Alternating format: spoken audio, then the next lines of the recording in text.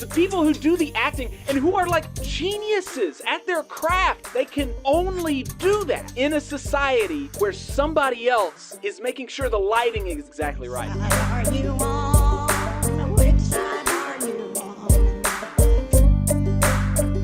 Let's start with the Oscars, where I didn't watch the Oscars. I don't care about the Oscars. I don't watch movies really. Although I have heard a lot of the hype around Dune 2, and I want to see that in theaters before it leaves. But other than that, I watch a movie like 2 or 3 times a year, right? I'm not a big movie guy, but the Oscars are a big cultural phenomenon, and Jimmy Kimmel ended his speech with a rare recognition of the working people that make Hollywood possible, and an homage to the solidarity that was shown in and between actors and other working people during the SAG-AFTRA strike. And it was a really beautiful moment, I thought. And I, as a union member, as a working person, appreciated that from Jimmy Kimmel. And so I wanted to share it with everybody here. Let's play that clip. And now that the strike is over, now that Fran Drescher has returned to her volunteer work, reading loudly to the hearing impaired, we can be proud of the fact that this long and difficult work stoppage taught us that this very strange town of ours, as pretentious and superficial as it can be, at its heart is a union town. It's not just a bunch of heavily Botoxed, Hailey Bieber smoothie drinking, diabetes prescription abusing, gluten sensitive Nepo babies with perpetually shivering chihuahuas. This is a coalition of strong, hardworking, mentally tough American laborers, women and men who would 100% for sure die if we even had to touch the handle of a shovel. But the reason we were able to make a deal is because of the people who rallied beside us. So before we celebrate ourselves, let's have a very well-deserved round of applause for the people who work behind the scenes, the Teamsters, the truck drivers, the lighting crew, sound, camera, gaffers, grips. That's right. All the people who refused to cross the picket lines, there they are. If you're wearing Skechers to the Oscars, take a bow. Come on, guys, take a bow. Take a bow. You deserve it. Thank you for standing with us. And also, we want you to know that in your upcoming negotiation, we will stand with you too. And also, I'm going to make sure this show goes really long tonight so you get a ton of overtime. Hey, 5 seconds. Just wanted to say that this is only possible because of our donors. If you want to see more of this, then consider donating yourself at tvlr.fm/donate. So there you go. That was great. I enjoyed watching that. Really great to see, working people get the recognition that they deserve. One of my favorite quotes from Proudhon, the anarchist philosopher, who I later learned was apparently kind of anti-union, which is, not great, but nevertheless, he has a quote in one of his books about how,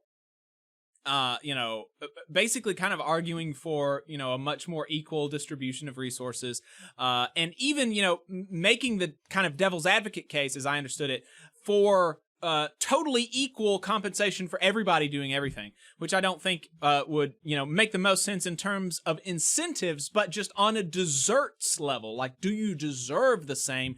He was talking about how there's people say that, if you are a genius, then you deserve more, right? If you produce more, then you deserve more. If you are some sort of genius, right, then you should be compensated more. And he makes the point that people who are geniuses can, exactly like Jimmy Kimmel said, the Proudhon to Jimmy Kimmel pipeline. Exactly like Jimmy Kimmel said, the people who do the acting and who are like geniuses at their craft, at their art, people who, when you watch a movie, you literally feel like you are in the room with them, right? Geniuses at their craft, they can only do that in a society where somebody else is driving the truck across the country, where somebody else is making sure the lighting is exactly right, where somebody else is picking the fruits. So the quote is, the glory of genius can only come about in the bosom of a great civilization, right? And so, do actually geniuses deserve more than the truck drivers or anybody else? Because they're completely and totally dependent on the other people doing this stuff to make it possible for them to share their genius, to be able to indulge in that geniusness, right? And so seeing that kind of recognition on the stage was great. I loved it. I loved seeing it. They deserve all that recognition and more, and we're going to be talking about those contract negotiations that are coming up.